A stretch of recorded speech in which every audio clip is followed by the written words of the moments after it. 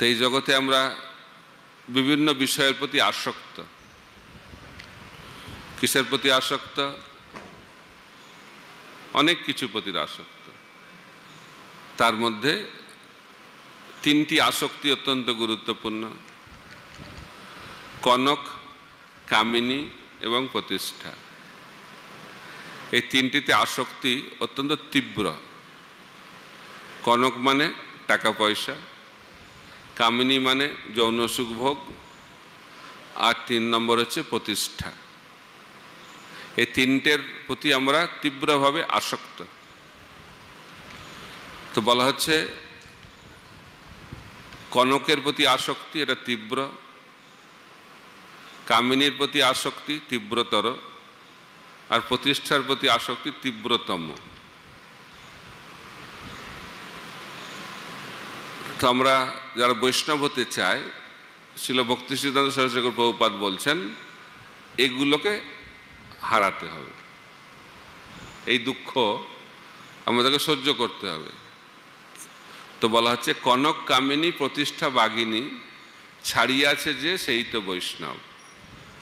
তো বৈষ্ণব হতে গেলে এই তিনটে জিনিস হারানোর যে দুঃখ সেটাকে সহ্য করতে হবে।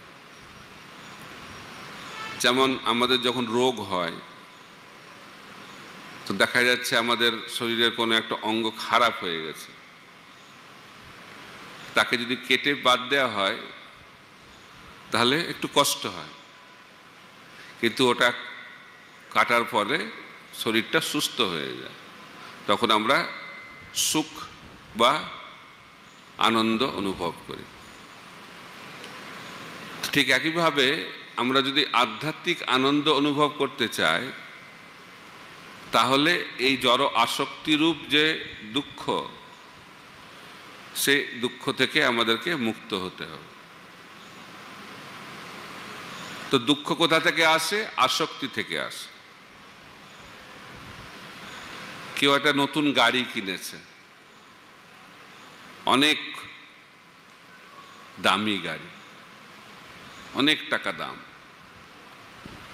সে গাড়ি করে প্রথমবার যাচ্ছে, ড্রাইভারটা ভালো চালাতে পারে না, হয়তো অ্যাক্সিডেন্ট হয়ে গেছে, গাড়িটা ভেঙে গেছে, কিন্তু গাড়ির যে মালিক তার কিছু হয়নি, কিন্তু সেই মালিকের খুব দুঃখ, খুব কষ্ট হচ্ছে। তার গায়ে কিন্তু কিছু লাগেনি, কিন্তু তার এত কষ্ট দুঃখ কেন? কারণ গাড়িতে আসক্তি রয়েছে, আমার গাড়ি, আবার নতুন গাড়ি, আর খুব দামি গাড়ি, খুব প্রিয় গাড়ি, এই দুঃখটা আরো তীব্র হয়েছে। আবার কেউ একজন যাচ্ছে ওলা বা উবেরে করে, গাড়ি অ্যাক্সিডেন্ট হয়েছে, তো সে কি করবে? আর একটা উবের করে চলে যাবে, দুঃখ নেই। কেন দুঃখ নেই? এটা তো উবের কোম্পানির গাড়ি, আমার গাড়ি নয়। তো দুঃখটা কোথা থেকে আসছে? গাড়ি থেকে আসছে না, দুঃখটা আসছে আসক্তি থেকে। আমার গাড়ি, আমার বাড়ি, তার তত বেশি আশা। 5 কোটি হয়েছে সে চাইবে 50 কোটি, যার 50 কোটি হয়েছে সে চাইবে 500 কোটি। এই যে আশা, এটা বাড়তে থাকে। কেন বাড়তে থাকে? কারণ যদি আমরা আগুনে ঘি ঢালি, যত ঘি ঢালবো আগুন বলবে আরো দাও। এটা হচ্ছে জাগতিক স্থিতি।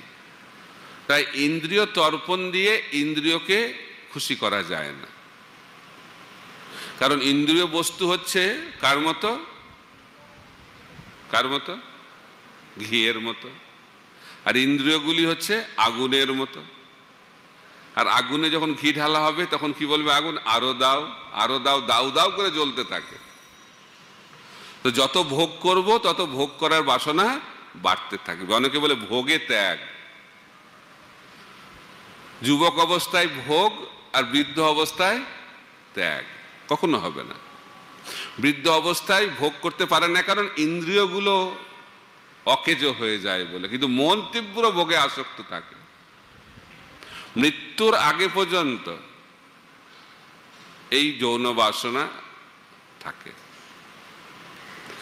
একবার একজন রাজা তার মন্ত্রীকে জিজ্ঞেস করছে যে এই যৌন বাসনা কতদিন অবধি থাকে? বলছে মরা পর্যন্ত থাকে। বলছে এটা আবার হয় নাকি? বলছে যদি বিশ্বাস না করেন আপনাকে আমি দেখাবো। তো একজন বয়স্ক ব্যক্তি মৃত্যুশয্যায় শুয়ে আছে। তো সেই মন্ত্রী রাজাকে বলছে চলুন, আমার প্রশ্নে আপনি প্রশ্ন করেছিলেন না, সেই উত্তর আপনি এখন পাবেন। তো রাজা কি করেছে, তার বলছে আপনার যে মেয়ে তাকে নিয়ে আপনি চলুন। সুন্দরী মেয়ে, তাকে নিয়ে রাজা গেছে সেই বাড়িতে, মন্ত্রীও গেছে। তো রাজা আর মন্ত্রী একটা দরজা দিয়ে ঢুকছে, আর সে মেয়েটা আর একটা দরজা দিয়ে ঢুকছে। আর যে মৃত্যুশয্যায় শুয়ে আছে কোন দিকে তাকাচ্ছে? রাজা এসে গেছে, তার দিকে অতটা দৃষ্টি নেই। কোন দিকে দৃষ্টিটা যাচ্ছে? সে মেয়েটির দিকে। তখন রাজা এটা দেখে তার প্রশ্নের উত্তর পেয়ে গেছে। আমাদের ভাবা উচিত নয় যে বৃদ্ধ হলে কাম বাসনা চলে যাবে, কখনো যাবে না। তাই আমরা যদি কাম বাসনা থেকে মুক্ত হতে চাই, তাহলে কামটাকে প্রেমে পরিবর্তিত করতে হবে। কাম থেকে আমরা কখনো মুক্ত হতে পারবো না। শিল প্রভুপাদের একজন শিষ্য প্রভুপাদকে জিজ্ঞেস করেন, প্রভুপাদ আমি কখন কাম থেকে মুক্ত হতে পারবো? প্রভুপাদ বলছেন কখনো মুক্ত হতে পারবে না। শুনে খুব দুঃখ পেয়েছেন। তারপরে আবার প্রশ্ন করেছেন অনেক দিন পরে, প্রভুপাদ কাম থেকে কি করে মুক্তি লাভ করতে পারবো? প্রভুপাদ বলছেন গোবিন্দ ইচ্ছা। তাই নিজের চেষ্টায় কাম থেকে মুক্তি লাভ সম্ভব নয়।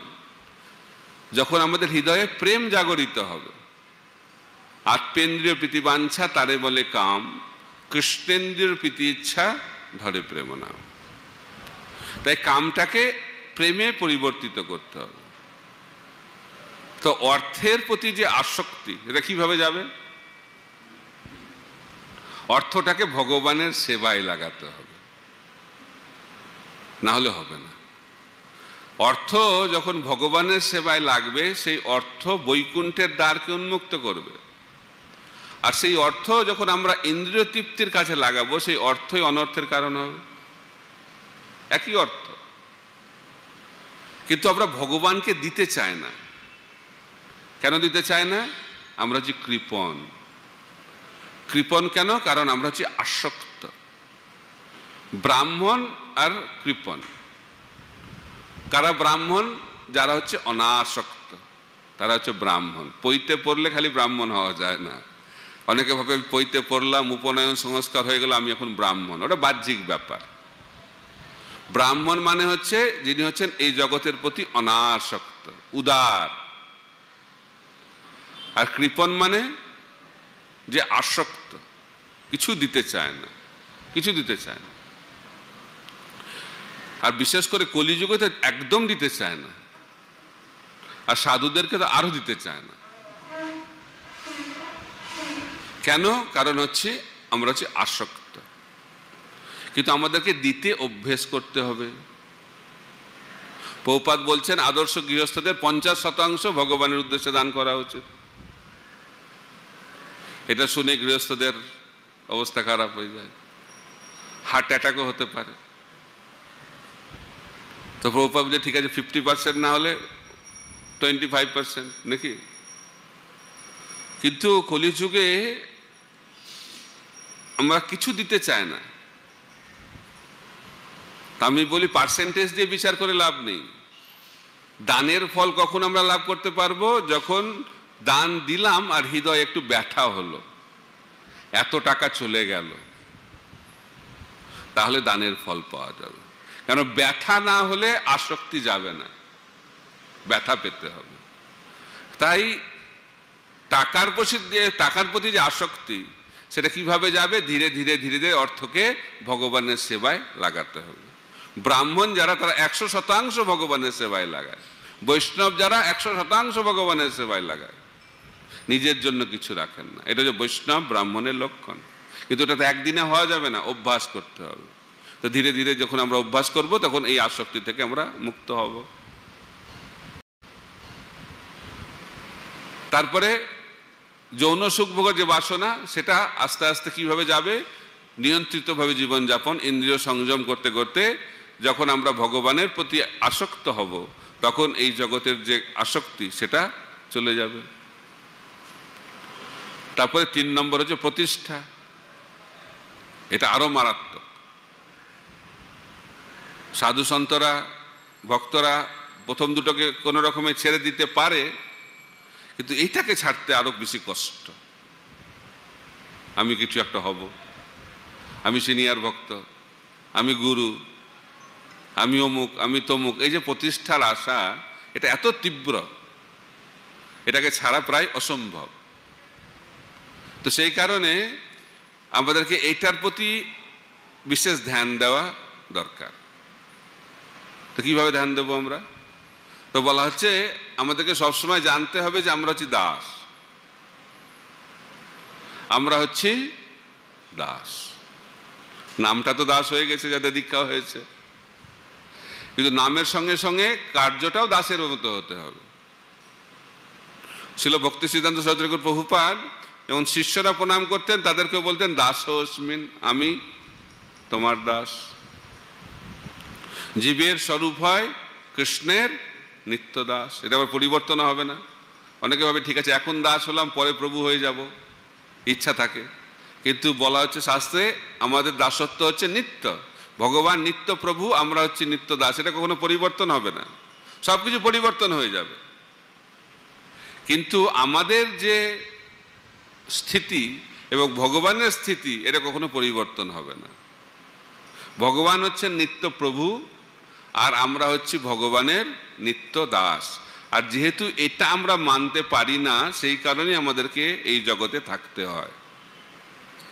আমরা সকলে প্রভু হতে চাই, এটা হচ্ছে প্রতিষ্ঠা।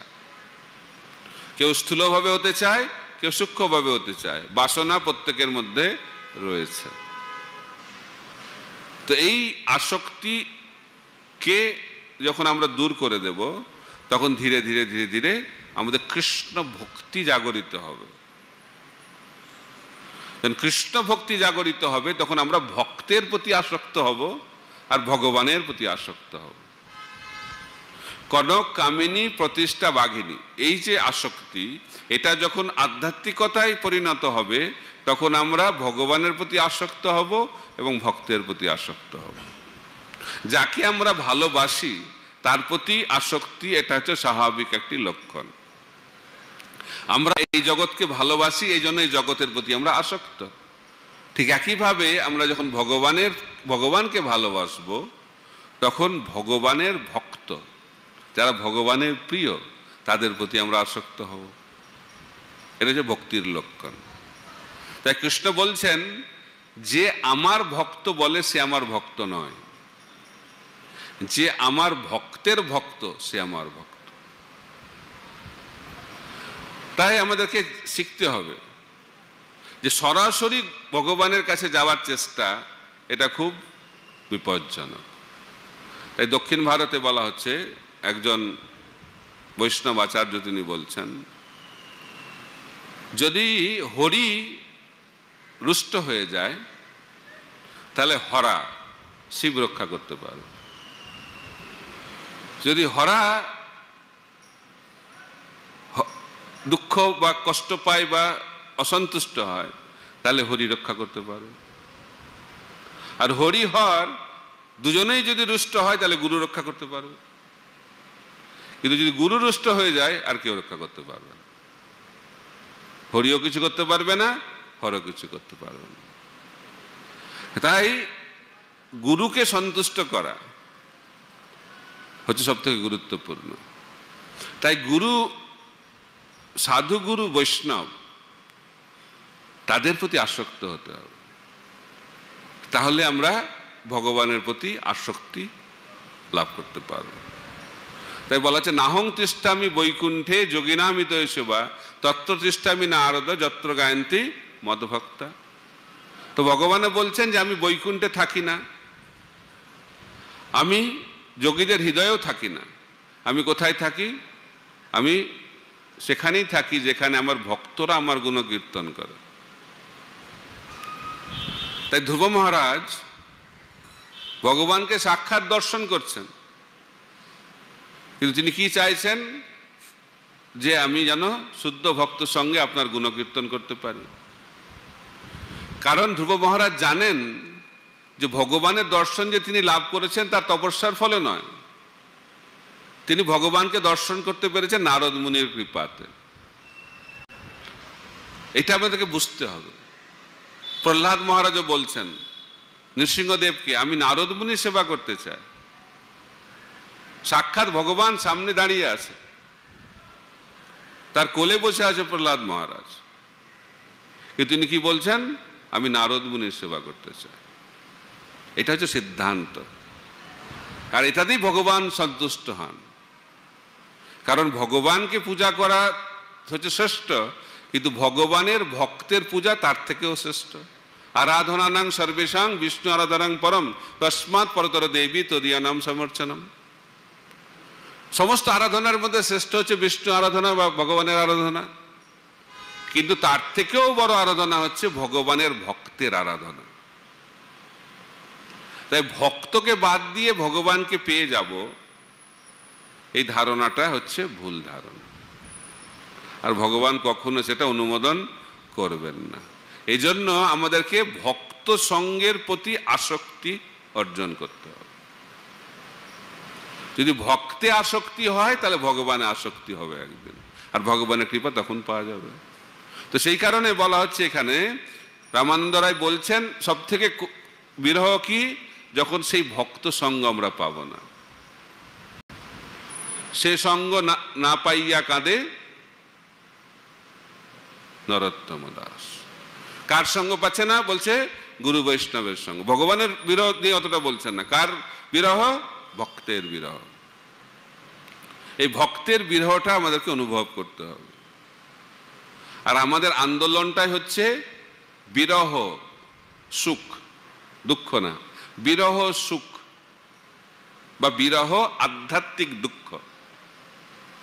বিরহ দুঃখটা আমাদেরকে চরম চিন্ময় আনন্দ প্রদান করে। তাই মহাপ্রভু আমাদেরকে শিক্ষা দিচ্ছেন বিপ্রলম্ব ভাব, এটাই হচ্ছে সর্বশ্রেষ্ঠ ভাব। যুগায়িতং নিমেষেন চক্ষুষ প্রাবৃসায়িতম শূন্যায়িতং জগৎ সর্বং গোবিন্দ বিরহে নামে। তো মহাপ্রভু শিক্ষা দিচ্ছেন যারা ভগবানের উন্নত ভক্ত, প্রেমিক ভক্ত, তাদের একটা মুহূর্ত বিরহ হচ্ছে একটা যুগের মতো,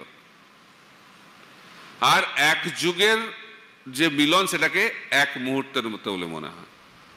এটা যে বিপ্রলম্ব ভাব বা প্রেমের লক্ষণ। সেই কারণে গোপীরা স্রষ্টাকে, সৃষ্টিকর্তা, ওনাকে কঠোর বাক্য প্রয়োগ করছেন। বলছেন তিনি জানেন না কি করে সৃষ্টি করতে হয়। যে কৃষ্ণকে দর্শন করার জন্য আমাদেরকে অনন্ত চোখ দেওয়ার কথা ছিল, কিন্তু মাত্র দুটো চক্ষু দিয়েছে। এটা হচ্ছে প্রেমের লক্ষণ। শ্রীমতী রাধারানী বলছেন গোপীকে যে আমি যখন কৃষ্ণের একটা অঙ্গের দিকে তাকিয়ে থাকি, সেই অঙ্গ থেকে আমার চোখটা আমি সরাতে পারি না। এটা হচ্ছে প্রেমের লক্ষণ, সর্বশ্রেষ্ঠ প্রেমের লক্ষণ। তা আমাদের তো তাকিয়েও ভুলেই যায় যে ভগবানকে যখন আমরা দর্শন করি, কি যে দর্শন হচ্ছে বোঝাই যায় না, কারণ আসক্তিটা অন্যদিকে। ভগবানে আসক্তি নেই। চোখটা কোথায় যাবে? সেই দিকেই যাবে যেখানে আমাদের আসক্তি রয়েছে। ধনুর্দাস বলে একটা ভক্ত পরে হয়েছে দক্ষিণ ভারতে, একজন মহিলার প্রতি এত আসক্ত ছিল, তার রূপ দর্শন থেকে এক মুহূর্ত তিনি দূরে থাকতে পারতেন না। কিভাবে হাঁটতেন শ্রীরঙ্গমে, একদিন দেখা যাচ্ছে সেই ধনুর্দাস কিভাবে হাঁটছে, তার যে প্রেমিকা তার হাতে ছাতা ধরেছে, তার মাথার উপরে ছাতা ধরেছে, তো প্রেমিকা সামনে আছে আর ওইদিকে তাকিয়ে আছে ধনুর্দাস। ধনুর্দাস পিছন দিকে হাঁটছে আর ও মেয়েটা সামনের দিকে আসছে। কেন এরকম করে হাঁটছে? বোঝা যাচ্ছে কিভাবে হাঁটছে। ছাতা ধরেছে, তো মেয়েটার দিকে তাকিয়ে আছে এই দিকে, আর ও পিছনের দিকে যাচ্ছে আর মেয়েটা সামনের দিকে আসছে, যাতে এক মুহূর্ত দর্শন বিরহ না লাভ হয়। এত আসক্তি এটা রামানুজাচার্য দেখেছে, বলছে আরে এর যদি ভগবানের প্রতি এই আসক্তিটা থাকে তাহলে তো জীবন সফল হয়ে যাবে। তখন রামানুজাচার্য তাকে তার দিব্য শক্তির মাধ্যম দিয়ে ভগবানের সৌন্দর্য দর্শন করিয়েছে। আর যখন ভগবানের সৌন্দর্য দর্শন করছে তখন ধনুর্দাস সম্পূর্ণরূপে রামানুজাচার্য চরণে আত্মনিবেদন করে ভগবানের শুদ্ধ ভক্তে পরিণত হয়েছে। তাই আমাদেরকে ভগবানের রূপের প্রতি আকৃষ্ট হতে হবে, কিন্তু আমরা এখন এই জাগতিক রূপের প্রতি আকৃষ্ট। কেন? কারণ হৃদয়ে কাম রয়েছে। তাই বলা হচ্ছে ভগবানকে এখন চোখ দিয়ে দেখা যাবে না। কেন দেখা যাবে না? কারণ চোখটা কামচক্ষু। তো কোন চোখ দিয়ে দেখা যাবে? প্রেমাঞ্জন ছুরিত ভক্তি বিলোচনেন সন্ত সদৈব হৃদয়েষু বিলোকয়ন্তি জং শ্যাম সুন্দর বচিন্ত গুণ স্বরূপম গোবিন্দম আদি পুরুষম তমহম ভজামি। হৃদয়টা শুদ্ধ হবে, যখন চোখটা শুদ্ধ হবে তখন আমরা ভগবানকে দর্শন করতে পারবো। এই জন্য ছিল ভক্তি সিদ্ধান্ত সরস্বতী ঠাকুর প্রভুপাদ বলতেন যে চোখ দিয়ে ভগবানকে দেখার চেষ্টা করো না, কান দিয়ে দেখো। তো সাধক কান দিয়ে ভগবানকে দেখে, আর যারা সিদ্ধ তারা চোখ দিয়ে ভগবানকে দেখে।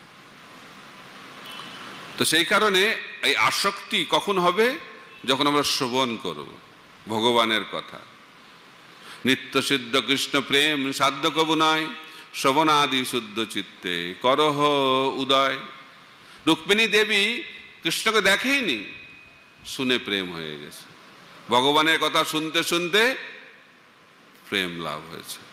তাই আমরা যদি রুক্মিণী দেবীর দৃষ্টান্তকে ঠিকভাবে বুঝতে পারি তাহলে আমরাও ওনার পদাঙ্ক অনুসরণ করব। ভগবানকে দেখা গুরুত্বপূর্ণ নয়, দুর্যোধনও ভগবানকে দেখেছিল, কারণ এই চোখ দিয়ে ভগবানকে দেখা যায় না।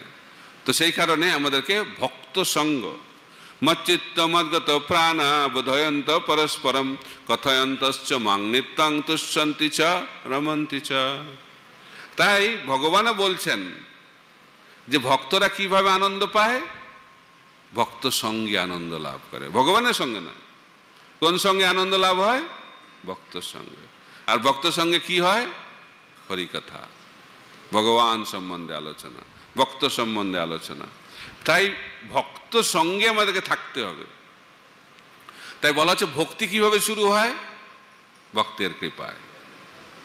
এগুলো কেন আমরা আলোচনা করছি? কারণ ভক্তের মহিমা যদি আমরা বুঝতে না পারি, কারণ আমরা অতি সহজে ভক্ত সঙ্গ পেয়ে যাচ্ছি, তো এই জন্য ভক্তের মহিমা আমরা বুঝতে পারছি না। সহজে যেটা পাই সেটার গুরুত্ব আমরা দিই না। তো ভক্তি কিভাবে শুরু হয়? অজ্ঞাত স্বীকৃতির মাধ্যম দিয়ে। ভক্তি উন্মুখী স্বীকৃতি, কর্ম উন্মুখী জ্ঞান উন্মুখী স্বীকৃতি নয়। আমি উদাহরণ দিয়ে থাকি। পূর্ব জীবনে কেউ একটা আম গাছ ছিল, আম গাছ উদাহরণ দেওয়া হচ্ছে। তা আম গাছ থেকে আম পেড়ে ভগবানকে ভোগ লাগানো হয়েছে। তো যেহেতু আম ফলটা ভগবানকে ভোগ লাগানো হয়েছে, তাই আম গাছের স্বীকৃতি লাভ হয়েছে। এই স্বীকৃতি কিভাবে লাভ হলো? আমটা ভগবানকে ভোগ লাগাবে কে? ভগবানের ভক্ত। তাই এই যে আম গাছের স্বীকৃতিটা লাভ হলো, অজ্ঞাত স্বীকৃতি, তার কারণ কে? ভক্ত। পূর্ব জীবনে হয়তো কেউ একজন গাভী ছিল, গাভীর দুধটা ভগবানকে ভোগ লাগানো হলো, তার ফলে গাভীর স্বীকৃতি লাভ হলো। তো এই যে স্বীকৃতি গাভী লাভ করলো, তার কারণ কে? দুধটা ভোগ লাগাবে ভগবানকে কে? ভগবানের ভক্ত। তাই আমাদের যে অজ্ঞাত স্বীকৃতি হচ্ছে তার কারণটা হচ্ছে ভক্ত। শিল প্রভুপাদ শ্রী মায়াপুর ধামে আন্তর্জাতিক কৃষ্ণ ভাবামৃত সংঘের মুখ্য কেন্দ্র তৈরি করলেন। কেন? সারা পৃথিবীর মানুষ সেখানে আসবেন, বিভিন্ন কারণে আসতে পারে, কিন্তু যে কোনো কারণে আসুক না কেন, মায়াপুর ধামে ইস্কন মায়াপুরে এলে রাধা মাধবকে দর্শন করতেই হবে। কারণ মন্দিরে যাবে, মন্দিরে ঢুকে হয়তো প্রথমে স্যান্ডেলিয়ারটা দেখবে, তারপরে ভগবানকেও দেখবে, তারপরে দেখবে যে ভক্তরা প্রণাম করছে, প্রণাম করবে। আর আমাদের প্রণাম দেখে তো ওরা অবাক হয়ে যায়, এটা আবার কি ধরনের প্রণাম। তো অনেকে আবার অভ্যাস করে, আবার বলে দেখ দেখ কিভাবে প্রণাম করছে, এটা বিশাল ব্যাপার। প্রণাম করবে, চরণামৃত গ্রহণ করবে, প্রসাদ গ্রহণ করবে, প্রভুপাদের গ্রন্থ লাভ করবে, গঙ্গায় স্নান করবে। এইভাবে তার কি হচ্ছে? অজ্ঞাত স্বীকৃতি। আর এই অজ্ঞাত স্বীকৃতির ব্যাংক অ্যাকাউন্ট যত বাড়তে থাকবে তখন তার হৃদয়ে শ্রদ্ধা জাগরিত হবে, তারপরে সাধু সঙ্গ করবে। এটাই হচ্ছে ভক্তির বিজ্ঞান। রূপ গোস্বামী ভক্তি রসামৃত সিন্ধু গ্রন্থে এটা ব্যাখ্যা করছেন। তাই ভক্তির কারণ হচ্ছে ভক্তি, এবং এই ভক্তি কে দিতে পারে? ভক্ত। ভগবান ভক্তি দেন না, ভক্তির এজেন্ট হচ্ছে ভগবানের ভক্ত। তাই ভক্তি জীবন শুরু হচ্ছে অজ্ঞাত স্বীকৃতির মাধ্যম দিয়ে। তার কারণ কে? ভগবানের ভক্ত। তারপরে ভক্তি শুরু হয় সাধু সঙ্গের মাধ্যম দিয়ে, সেটা হচ্ছে ভক্ত সঙ্গ। ভক্তি জীবনে আমরা যে টিকে থাকতে চাই তার কারণটা কি? ভক্ত সঙ্গ। ভক্তি জীবনে যদি আমরা অগ্রগতি করতে চাই কি করতে হবে? ভক্ত সঙ্গ। ভক্তি জীবনে যদি আমরা সিদ্ধি লাভ করতে চাই, কৃষ্ণ প্রেম পেতে চাই, কার কৃপা লাগবে? প্রেমিক ভক্তের কৃপা লাগবে। তারপরে ভগবত ধামে গিয়ে ভগবানের সেবা কার সঙ্গে করতে হবে? ভক্ত সঙ্গ। তাই ভক্ত সঙ্গ হচ্ছে নিত্য। তাই সেই ভক্ত সঙ্গের প্রতি আসক্তি, এটা হচ্ছে প্রেমের লক্ষণ। কৃষ্ণ প্রেমের লক্ষণ হচ্ছে ভগবত ভক্তের প্রতি আসক্তি। শ্রীনিবাস আচার্য তার জীবনে দেখাচ্ছেন যে ভক্ত বিরহটা কি। তার জীবনটা বিরহময় জীবন। শ্রীনিবাস আচার্য ছোটবেলা থেকেই মহাপ্রভুর প্রতি আসক্ত, কারণ ওনার বাবা চৈতন্য মহাপ্রভুর সন্ন্যাস হয়েছে, সন্ন্যাস দেখে হা চৈতন্য করছে, সবসময় চৈতন্য নাম করছে, সেই জন্য তার নাম হয়েছে চৈতন্য দাস। আর চৈতন্য দাস সবসময় চৈতন্য মহাপ্রভুর মহিমা কীর্তন করেন। কার কাছে? শ্রীনিবাসের কাছে। তো শ্রীনিবাস মহাপ্রভুর প্রতি আসক্ত, তাই মহাপ্রভুর দর্শন করার জন্য জগন্নাথপুরীতে যাবেন। তো যখন জগন্নাথপুরীতে গিয়ে পৌঁছেছেন তার আগেই শুনতে পেয়েছেন মহাপ্রভু অপ্রকট হয়ে গেছেন। বলছে তাহলে এই শরীর রেখে কি লাভ? মহাপ্রভুর দর্শন হলো না। মহাপ্রভু তাকে স্বপ্নে দর্শন দিলেন, সপার্ষদ জগন্নাথ বলদেব সুভদ্রা মহারানীর সঙ্গে দর্শন দিলেন এবং বললেন তোমাকে এই শরীর ত্যাগ করা উচিত নয়, তোমার অনেক কাজ রয়েছে, তুমি হচ্ছে আমার প্রেমের স্বরূপ। তো গদাধর পণ্ডিতের সঙ্গে গিয়ে তিনি ভাগবত আলোচনা করছেন। তো গদাধর পণ্ডিত তো মহাপ্রভুর বিরহে সবসময় ক্রন্দন করেন, আর যখন তিনি ভাগবত শোনাতেন মহাপ্রভুকে, তো চোখের জল দিয়ে কি হয়েছে? ভাগবতের সমস্ত লেখাগুলো উঠে গেছে। কারণ ভাগবত শেখাবে, তো ভাগবতই তো নাই। বলছে একটা ভাগবত নিয়ে আসো। এখনকার মতো তত ভাগবত সেট তখন ছিল না। তখন শ্রীনিবাস আচার্য কি করলেন? নবদ্বীপে ফিরে এলেন ভাগবত নিয়ে আসার জন্য। এসে যখন নবদ্বীপে পৌঁছেছেন তখন খবর পেয়েছেন নিত্যানন্দ প্রভু এবং অদ্বৈত আচার্য অপ্রকট হয়ে গেছেন। তো ভাগবত জোগাড় করেছে, ভাগবত নিয়ে আবার জগন্নাথপুরীতে পৌঁছতে যাবে, পৌঁছানোর আগে খবর পেয়েছে গদাধর পণ্ডিত অপ্রকট হয়ে গেছেন। বুঝতে পারা যাচ্ছে জীবন। তো ভাবছে এই শরীর রেখে কি লাভ?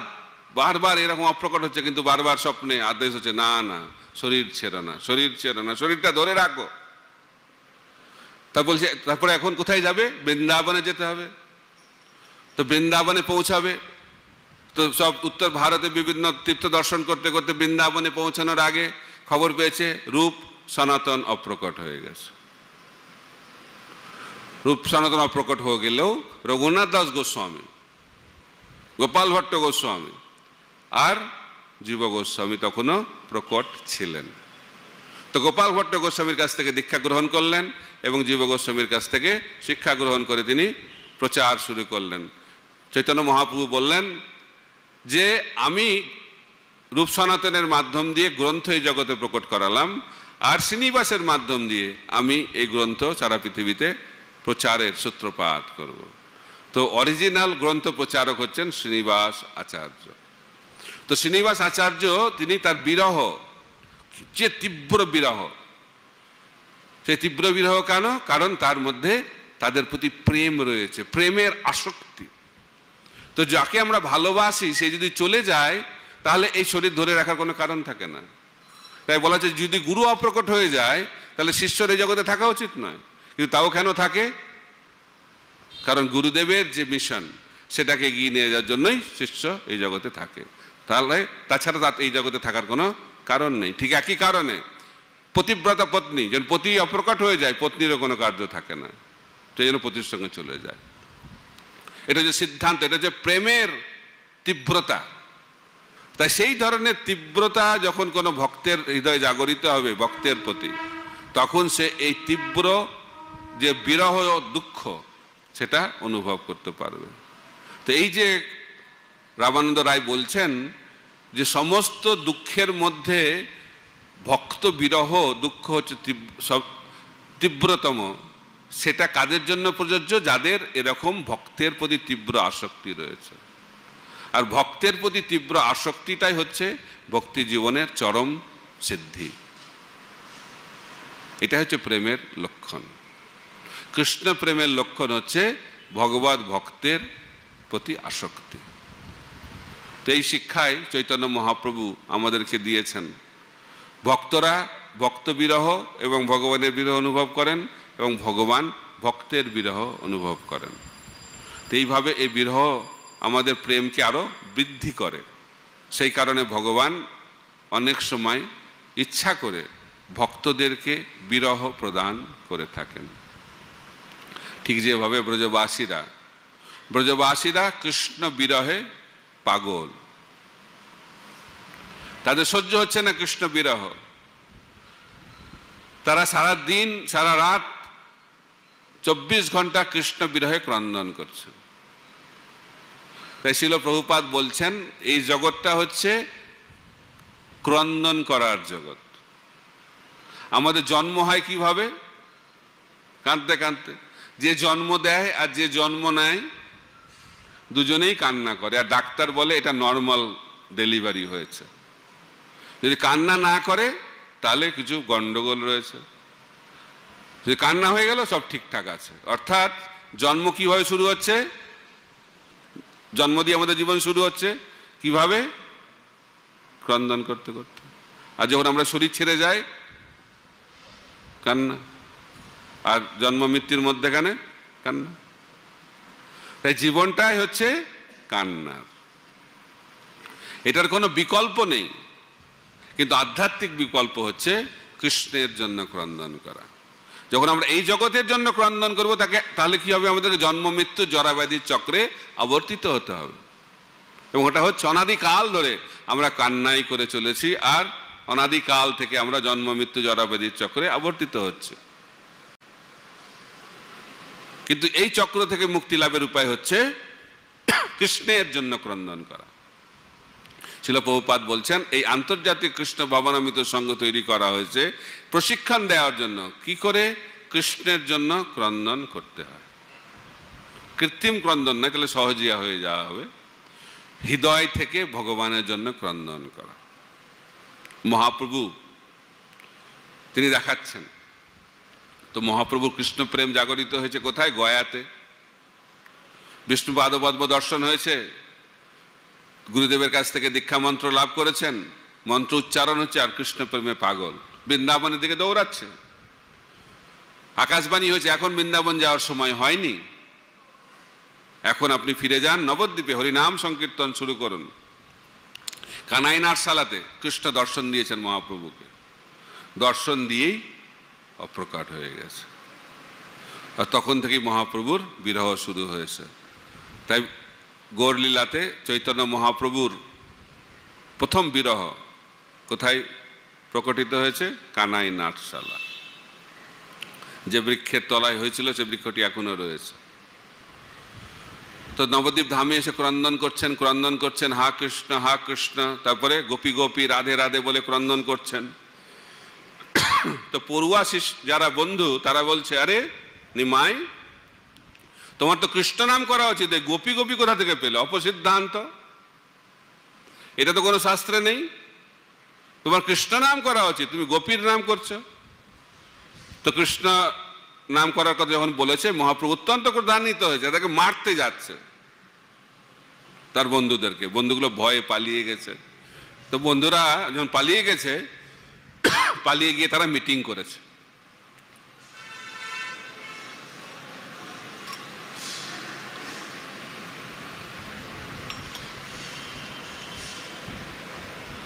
মিটিং করেছে, বলছে নিমাই নিজেকে কি ভাবছে? ব্রাহ্মণ, আমরাও ব্রাহ্মণ, সে যদি আমাদেরকে মারতে পারে আমরাও তাকে মারব, পেটাবো তাকে। মহাপ্রভু তো অন্তর্যামী, বুঝতে পেরেছে, আরে আমি তো এলাম এদেরকে উদ্ধার করার জন্য, কৃষ্ণ প্রেম দেওয়ার জন্য, এরা তো আমাকে মারবে বলছে, তো নরকে যাবে এরা।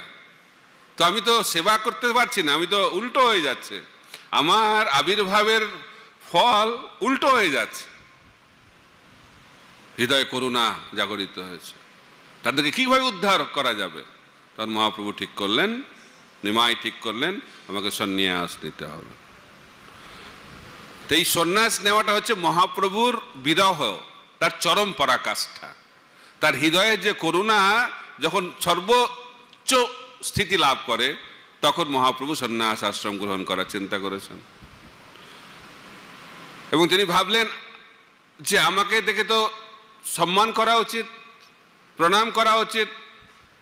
আর সেই সময় মায়াবাদী সন্ন্যাস হচ্ছে অত্যন্ত জনপ্রিয়, আর সন্ন্যাস মানে সে ভগবানে পরিণত হয়, এই সিদ্ধান্ত প্রচারিত হয়েছে। দণ্ড ধরেন মাত্রেন নরনারায়ণ ভবেৎ। তো মহাপ্রভু ভাবলেন আমি তো ভগবান, আমাকে যদি নারায়ণ বলে প্রণাম করে তাহলে ঠিকই তো হবে, কারণ সন্ন্যাসীদেরকে দেখেই প্রণাম করতে হবে। যারা এখন আমাকে নিন্দা করছে, যারা আমাকে মারার পরিকল্পনা করছে, আমি যখন সন্ন্যাস গ্রহণ করব তখন তারা আমাকে প্রণাম করবে, তাতে তাদের উদ্ধার হয়ে যাবে। তো মহাপ্রভু ভাবলেন যে আমি তো এখানে এসেছি, এই পৃথিবী, এই ধরাধামে আবির্ভূত হয়েছে সবাইকে কৃষ্ণ প্রেমে ক্রন্দন করাবো বলে, তো আমি নবদ্বীপবাসীকে ক্রন্দন করিয়েই সন্ন্যাস গ্রহণ করব। তো কাউকে বলেনি সন্ন্যাস গ্রহণ করবে, 4-5 জনকে বলেছে। নিত্যানন্দকে বলেছে, গদাধরকে বলেছে, সচিমাতাকে বলেছে, চন্দ্রশেখরকে বলেছে। তো সন্ন্যাস গ্রহণ করবে, তো সন্ন্যাস গ্রহণ করে ভোরবেলায় চলে গেছে কাউকে না জানিয়ে। তো খবর ছড়িয়ে গেছে নবদ্বীপে, নিমাই ঘর ছেড়ে চলে গেছে সন্ন্যাস নেওয়ার জন্য। তখন তারা ক্রন্দন করতে শুরু করেছে, সবাই ক্রন্দন করছে। ওনার পার্শ্বদ ভক্তরা, অন্যান্য ব্যক্তিরা, নিন্দুকেরা, সবাই, পুরো নবদ্বীপ, লক্ষ লক্ষ মানুষ মহাপ্রভুর বিরহে ক্রন্দন করতে শুরু করেছে। তার মাধ্যম দিয়ে মহাপ্রভুর এই জগতে অবতীর্ণ হওয়ার যে উদ্দেশ্য সেটা সার্থকতা লাভ করেছে। তাই মহাপ্রভুর প্রতিটি পদক্ষেপ জীবনে কিসের জন্য? বদ্ধজীবকে উদ্ধার করার জন্য। তাই মহাপ্রভু যে সন্ন্যাস গ্রহণ করলেন ব্যক্তিগতভাবে কৃষ্ণ বিরহকে অনুভব করার জন্য এবং এই জগৎবাসীকে উদ্ধার করার জন্য।